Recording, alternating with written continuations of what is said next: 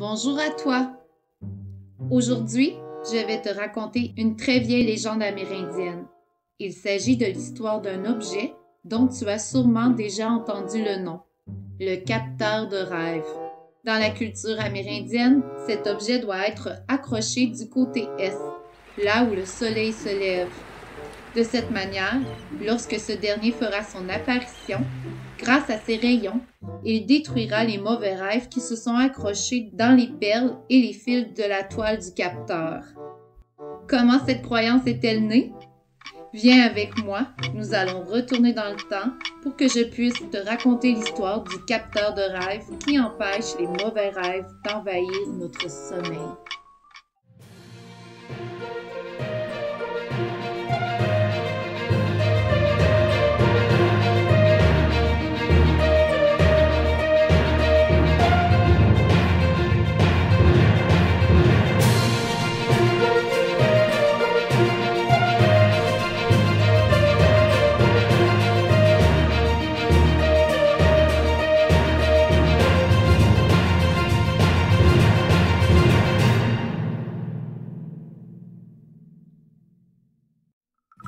Il y a très longtemps, lorsque le monde était encore jeune, un homme qui vivait avec ses frères et ses sœurs. Un beau jour, cet homme décida de partir à la chasse. Il voulait aller chasser les repas pour sa famille pour les prochaines lunes. Il partit très loin, dans le but de trouver un orignal qui donnerait sa vie pour nourrir sa famille. Il traversa beaucoup de rivières et de fleuves. Il le fit avec courage et détermination. Malheureusement, il ne vit ni chevreuil ni orignaux dans les environs. Il prit donc la décision de partir vers les montagnes en songeant que là, il trouverait sûrement ce qu'il cherchait. Il marcha longuement dans la montagne, mais là encore, il ne vit rien. Il ne perdit pas espoir et continua son chemin jusqu'à ce qu'il aperçut le trou d'une grotte immense dans laquelle pouvait se cacher n'importe quel animal. Avec espoir, il entra en pensant qu'il y trouverait peut-être ce qu'il désirait ardemment. Lorsqu'il fut dans la grotte, il eut un frisson et sentit un esprit malveillant. L'homme ne se sentit pas bien, certain qu'il y avait une sombre présence qui se cachait dans les profondeurs. C'est alors qu'une bête surgit devant lui.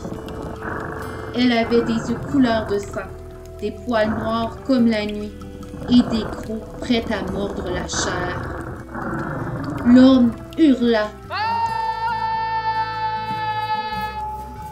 Il était paniqué, mais il avait une minuscule lueur d'espoir de rester en vie. Il courut longtemps, avec la peur au ventre. Il fit ainsi jusqu'à son village. Lorsqu'il le vit au loin, il fut soulagé, mais aussi honteux, car il revenait les bras vides, sans nourriture promise pour les siens. Le soir même, il n'arriva pas à trouver le sommeil. Mais dès qu'il s'endormit, la bête revint hanter son rêve. D'abord, ce sont ses yeux qui lui sont apparus. Puis, son corps couvert de poils noirs. L'animal le fixait. L'homme savait qu'il allait être dévoré. Il se réveilla avant que cette vision ne prenne vie. Après ce cauchemar, il ne se rendormit pas. Le matin, il participa à la vie de son village. Mais il était terrorisé à l'idée de retourner à la chasse. La journée terminée, il retourna se coucher. Mais le même cauchemar revint. Nuit après nuit, lune après lune, l'homme ne pouvait plus dormir sereinement. L'esprit de la bête aux yeux de sang le hantait. Plusieurs soleils ont passé, mais pourtant, rien n'a changé. Par une nuit de pleine lune, l'homme se leva après un cauchemar. Il n'en pouvait plus. Il traversa son village et partit vers la forêt. Il marcha sans but. Il était exténué. Il se coucha sur le sol couvert de branchages, puis il s'endormit. toute la nuit, il dorma paisiblement. Le lendemain à l'aube, l'homme se réveilla reposé. Il était impressionné, car il n'avait fait aucun cauchemar.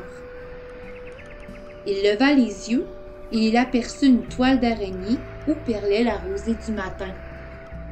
Le soir même, l'homme décida de retourner près de la toile. Des rêves paisibles sont venus égayer son sommeil. Il recommença ce même manège plusieurs nuits. Il comprit que la toile d'araignée empêchait les mauvais rêves de venir le hanter. Il décida de raconter cette histoire à son peuple. Et c'est ainsi que le capteur de rêves fit son apparition dans les populations amérindiennes. Voilà, je t'ai raconté la version Huron du capteur de rêves, mais il y en a plusieurs autres. Lorsque nous allons nous revoir, je vais te faire connaître un nouveau peuple, les Incas. Ces derniers vivaient dans des endroits beaucoup plus chauds que les Algonquiens et les Iroquois. Je te laisse en te souhaitant une très belle journée. Oh, et en passant, si tu veux vérifier tes connaissances en comparant les Iroquois et les Algonquiens, tu peux faire le quiz. À la prochaine!